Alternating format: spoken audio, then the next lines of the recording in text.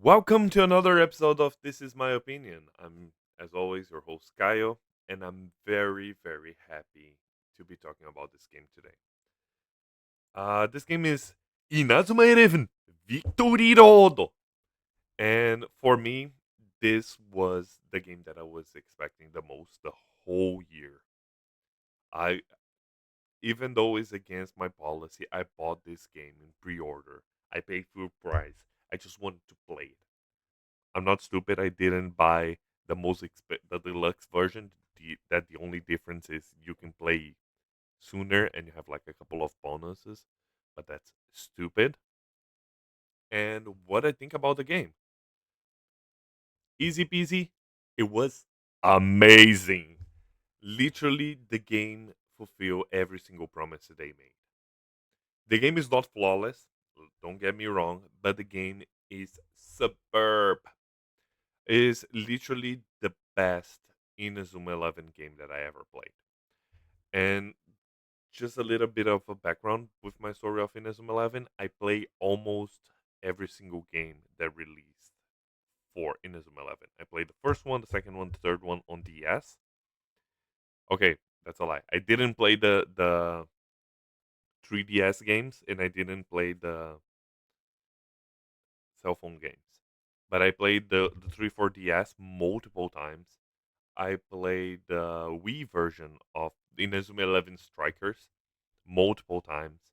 I have like more than 100 hours in the Inazuma 11 Ghost Strikers Extreme. I think it was in 2013. And I play a lot. And me and my brother love Inazuma 11. And Inazuma 11 Victory Road was a perfect middle way between Inazuma 11 Strikers and Inazuma 11 from the DS, the more RPG focus. The problem is you have a lie on the how long to beat because okay, the main story is gonna take you around like 30 hours, 35 hours. It's a very nice main story. You have animation from Mappa. You have a lot of things to do. You build your team ground up, and for me, is the best Nazuma story that was ever created. It's way better than Orion and Arion. It's better than Go, and it's better than I because the first season of Inazuma 11 is very strong, and the third one is too. The second one is kind of me, but even though the second game is acclaimed to be the best DS game, I don't believe so. I really like the third one because I really like the tactics. But for me, the story of this one is so much better because on that story, you touch in so many different topics of the relationship between students, and it's very nice for you to see a guy who cannot play soccer or football making the light to guide his colleagues to be able to play on that school. The game is kind of expensive. It's like 93 Canadian dollars, so it's like 80 bucks, I guess, US. I bought it before the increase of price. It is worth to pay the full price? No. Unfortunately, I cannot recommend to pay full price for that game. It's not because it lack content, it's not because it lack story. It's just because if you're a very big Inazuma 11 fan, you already bought the game. Obviously, if you're really soccer fan, that game is not for you because you're basically playing soccer. It's not a traditional soccer game. If you like RPGs, maybe you like that game. Probably not because it's not a traditional RPG. The thing is, the game was divided in three pieces. One is focus on multiplayer because they're gonna have like a very big multiplayer focus, which is a good thing because that makes the game last longer and give more life to it. The second mode is the story mode. The story mode is basically a brand new story, a brand new Inazuma 11 story. That the thing that I praise so much. Ume Sasame or Destiny Pillows for the ones who are crazy to use the English names are this character. He's basically moving to a school that doesn't have a soccer club, and he start one, and then you build your soccer club to ground up to the finals of the best in Japan, basically, which is very nice. It's a very reminiscent of the first Inazuma 11. That's why I think it's very comparable to. Even though I like this story better, because even though I really like Endo, I really like Goenji, and I really like uh yeah, for the Inazuma 11 one, the best characters for me is Endo and Goenji. It was like the really big characters, even though you have like Someoka and you have like the English name Jack Ballside. I really like that name in English, though. Or Kageyama, or you have Kiro. They are very good characters. But again, Destiny Billows and his troop was way more interesting to see the development of. And since you have all the Inazuma 11 story behind that game, you have so many Hitsatsus. Hitsatsus is like special powers. You have so many special techniques. You have so many Kenshins that is basically spirits, fighting spirits, and so many things that that game can draw from. You can also give a lot focus on nostalgia. Like for example, the main rival is basically son of Endo Mamoru. Is Haru? Yes, it's Haru Endo. So you see, you have every single thing that a Inazuma fan is gonna like on that game. You can build your own team. You can choose your teammates. The story was amazing. Like the for me, the best story that reminded a lot of my brothers. It was Koiji's story. His best friend, like the first contact that he has on the school. Oh my god, the plot twist and the acceptance of being who he is, beautiful. And again, this the this is the main story. This is the thing that you're gonna spend like 30 hours, 35 hours. So you get used to the game.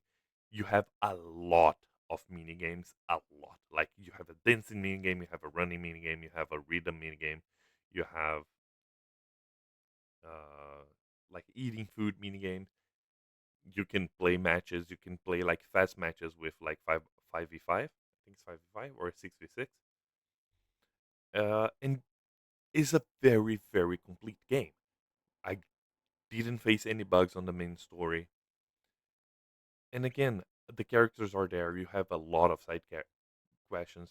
So just for the story, the main story of the game is already worth it. You if you are in Inazuma 11 fan and you're like on the fence to play it, this is an amazing story, and it's even an amazing story of a sports anime game, making the all the tropes, the rivals, the overcoming the troubles and everything. You can choose between like a lot of characters to make your own team. Like all of these characters are like main characters that you can make your team with different personalities, with different styles and different techniques, which is very, very nice. Except this exact part on the main story. All the main story are very good, and the story beats are very, very well paced throughout the story. Never felt overwhelmed. I never felt they are rushing on the story. Never felt they are slowing down on the story. They always have a nice beat, except for that part when you're choosing your teammates. Because when you're choosing your teammates, you have like 15 uh, different characters that you can choose to put on your team, and you have to, I think it's 15, and you have to choose 6 to put on your team. Okay, that's fine. You have to choose, of course. You cannot have all of them. You can unlock all of them later when you finish the story, but or very close to finish the story. But that's not the point. The point is this is a specific minigame. When you're doing this, you need to do this 15 times. What they're thinking? Come on, you should have put different minigames for because you have 15 people. They divided those 15 people in three, 5 people interviewing sections, and then you can pick whatever you want.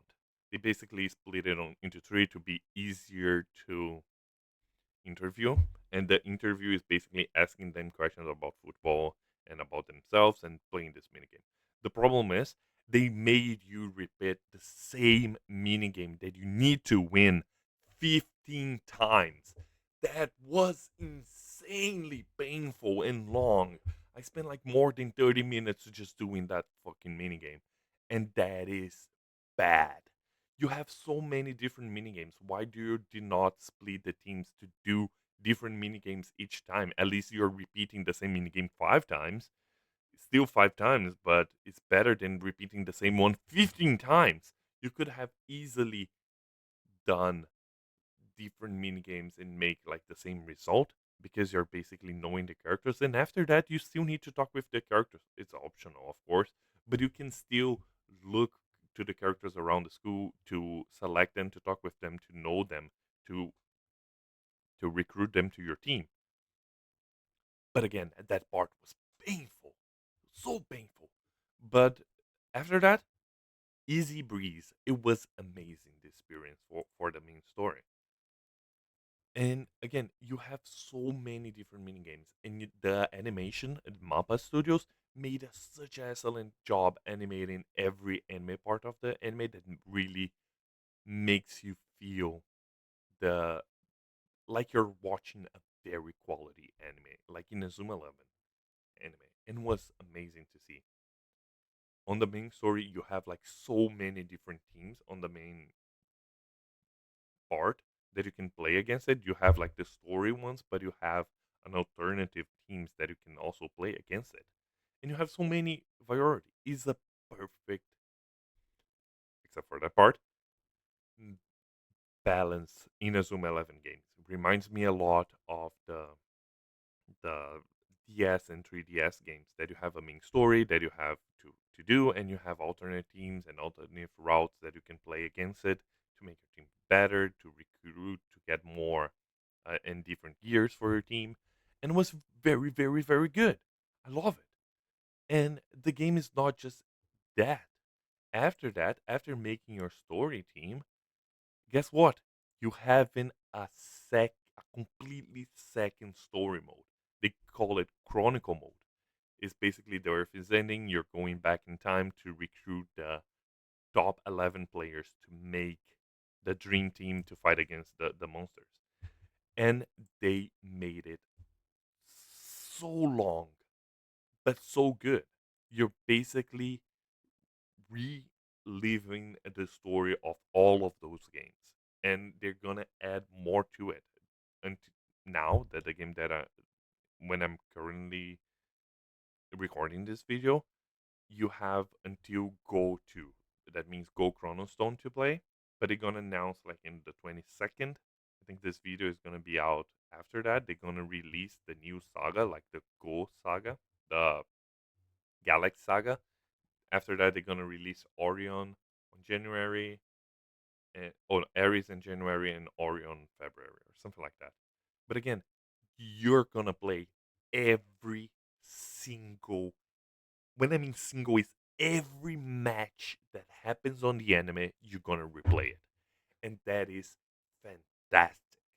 I love that. I love to relive in the moments. I love that in the matches you have story beats to happen when you're playing, like for example, oh, pass the ball to Goenj, or oh, do a focus battle, and then things happen scripted as the anime progresses, which is fantastic. That is a great opportunity to present tons and tons of different teams, tons and tons of different mechanics that you have on your game that you can put back on your main team. because the story team is different than this team. This team you're making your own. So I basically treated the story team as training wheels for this. This is where the money's worth. This is where you're gonna spend 100 hours playing to for two reasons. One good one and one. The problem is you're gonna replay every single match, which is fantastic. But the problem is you needed to play it twice because you needed to play it one time for the story and for all the things that happen on the anime, and the second time with your main team. I decided to make fun for myself, so I created the main team, my dream team, and my dream team is players are from the other teams that I'm making because you can create 9 teams and you have 8 series. So you have Inazuma 11 1 2 3, Go 1 2 3, and 2 Orions. So you have 8 teams that and Victory Road, but I'm not gonna count that because it's already the story team. So I'm just gonna mess that up. So what I did is I'm making my dream team and I'm making Inazuma 1 2 3, Go 1, Go 2, Go 3, Aries and Orion, my other teams. And my main team is gonna be member is gonna be out for these 8 other teams. So it's gonna be fantastic. I'm just gonna create a little lore for my team, literally creating the best team out of my 8 teams that I have. And I talked with my brother; he's gonna do the same. So we're gonna play with different teams. And the thing is, I'm just creating each of these different teams with. I can only put on this Inazuma One team characters from Inazuma One. So I'm gonna take this team to do the chronicle route of Inazuma 2, and then Inazuma 2, then Inazuma 3, 3 to go, and so on and so forth. And I'm having so much fun. The problem is, it takes so long to play those matches. They try to make it easier, and the other thing fantastic about this game is the creators are listening very close to the feedback, and they're releasing updates so frequent. They released the game a month ago, and they already have like 1.5 of the updates. So they change a lot of things, fix a lot of bugs. They are actively trying to make this the best game that can ever be. And one thing they try to fix is if you score like 3 goals, you skip when you go to the second half of the match. You already skip like 15 minutes, quote 15 minutes of the match, like half of the way. And if you score 4 goals, you're immediately won, like a 4 goals difference. But again, this takes so long because it's still hard to make like 4 goals on the first period of the match because they're leveling capping your team. So when you go like if your team is all like 99, that is not hard to do by the way. You just need to play online a couple of times and you have like a huge experience boost. But they and you're playing against a level 20 team, they cap the level cap your characters to be around level I don't know level 30, and the different rarities of your character is important too because it impacts your stats. So it's kind of hard to, especially for me that I'm doing a nuzlocke of this game, making my different teams for each chapter, and it's going to take so long because a match takes around 15 minutes. 15 minutes of straight gameplay because the match itself is going to takes like 8 to 10 minutes, and then you have a lot of cutscenes for every single um, Hitatsu move that you make. But it's still so much fun. This game. I already finished the first story and the second one. I'm halfway through the Inazuma 11 3 story. Um, and I have so much fun. The problem is you have to play it twice. So I get so tired of playing. I can only play like I don't know. I think like 5 to 6 matches every day, and you have so many different things. And I didn't even start like doing those type of fields that you have different unique gimmicks on different stadiums that I imagine that is going to be fun and broken. And you have so many fun to this game. But now we're going to another problem. This game, they have a gacha mechanic. That's fine because the gacha you buy using a game currency. But the problem is, this game, instead of using a standard currency, maybe I can find something here. Instead of you having to buy all your techniques, all your special things, all your different clothes and everything, here you can see like the different rarities of the team. So you have blue, you have green, blue, yellow, orange, and the legendary players. And each time that you hung up, you have a lot more ability points to distribute. But the problem is, you need this is the problem. When you go to the market, you have one, two, three, four. You have four different markets, and as you can see here, this is the currency, and you have the story market. So you have six markets in total. For each market, you have a different currency. And to buy a thing, instead of you using like a random monetary thing, you have these tokens, and you buy techniques, and you buy clothes, and you buy fields, and you buy customization items with those things, and everything is so expensive and so grindy because they want you to play and play and play and make your technique that you bought like really impactful and make you think about it, but makes the grind so much longer. And that is why every single time that I come back to play this game, I think about the score that I'm gonna give. And the score in my head, when I was playing the story, the game was easily a 9 out of 10. When I start Chronicle and I see the cracks and the amount of grind that you need to go to pass through the story, is a lot of. It's a nice thing that you have every single match, but it's a lot of matches, man.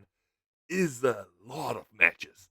So I was thinking, okay, to get through every single thing, and then you have to have a luck to have a lucky drop on the character that you want to pick and put in your team. And I put, okay, it's too grindy even for me. Even though I love that game, I'm lowering down to an 8.5, aka 8 out of 10. And when I realized that every single shop is different, and for example, I want to buy God Hand, that is a Endo Mamoru special technique. I need to have to grind so much to upgrade that because you can equip different techniques on different characters. It's completely open. That was amazing customization. But you have to grind so much because when you equip two of the same techniques on the same character, the technique evolves, and you have to grind so much to get your things. So it started to crumble down the game for me. And right now, the game was from 9 to 8.5 to an 8. But it's a very solid 8. I love the game from the bottom of my heart. I really think they nailed every single thing. It's very fun to play online. It's very fun to try different tactics, different players, different techniques, different strategies. The game has so many things to offer, which makes so much fun. But the thing is, they make the game. Do you see? This is the problem. They make the game so much grind. You have to grind for every single thing. You have to grind so much for the tokens that is insane. You have to, for example, if you want to upgrade the character, you have to grind so much for these ability beans that I waste because I was stupid, like resetting the beans for all my characters. And when your character is certain level, you just lose your beans. You cannot like game them back.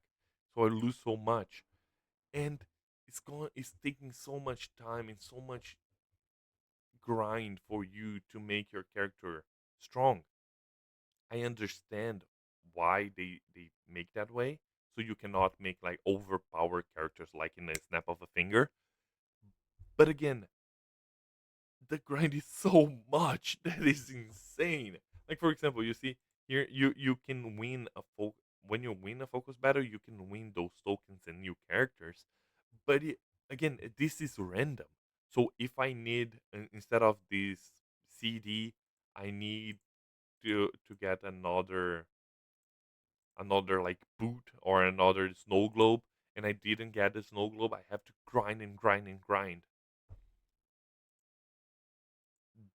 And you have those things that you can customize your bond links. That is very fun. Again, this game has so many great ideas. But the grind, why? Why you have to grind so much? But still, I love this game. I really, really love this game. The other thing, you can create your own character. That's so insanely good. You can create your own city. The city needs to grind a lot. But again, they give you so many different options and so many things to do. My if you didn't have to grind that much, that game would be a 9 out of 10. But the grind and the time consuming to pass the chronicle mode, I understand.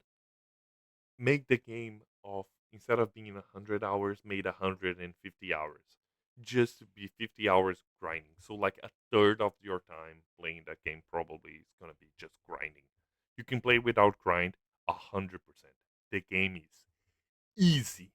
If you're just playing the chronicle mode, like the story mode and the another round that you need to pass through, it's very easy. If you go to the hero rank battles, that is everything like level like 70 to 80, the game starts to getting hard. You need to think, but overall, for me, the game is easy. It's easy peasy. And the other criticize that I have, they have these battle based stations. They just choose those teams. Why? Why the fuck you just choose those teams? You have on your memory more than 100 different teams. Just let me choose one of them. Why you're making me choose Raymond, Royal, and Zeus? Raymond Japan, KO. These three teams are for the second season, and for the third season you just have one. What the fuck, man? I love the third season. I understand that the second game is more beloved, but come on, give me other teams. Give me Italy. Give me Brazil. I don't know. This is the only team they have for Go. Oh, this two is for Go. Just give me more teams for Go. This is three is for Chronostone, so this probably is gonna be Galaxy, Orion, Ares. I don't know, like a rival for Galaxy, I guess, or a rival for Ares or Orion. But again, let me choose the fucking 100 teams that you have is already on your memory, is already on your game. Just let me select and let me play as the random team that you have. Let me play, I don't know, Spain or USA or England from the third season or any ghost school or blah blah blah. You see, the game has so much potential, and I know they are listening for their fans. I know that the level 5 are listening our complaints and are trying to fix the better as they could. And again, man, that game is perfect for me. I'm trying to be fair and giving it an 8 because I can see the flaws, I can see the defects. But for me, from the bottom of my heart, I love that game. I know that Clara Obscure won the Game of the Year. That doesn't mean anything. For me, Inazuma 11 Victory Road wins the Game of the Year. So that's about that. Thank you so much for watching. Leave the comments so if you new Inazuma 11, if you want to play it. And see you on the next one. Thank you so much. Bye bye.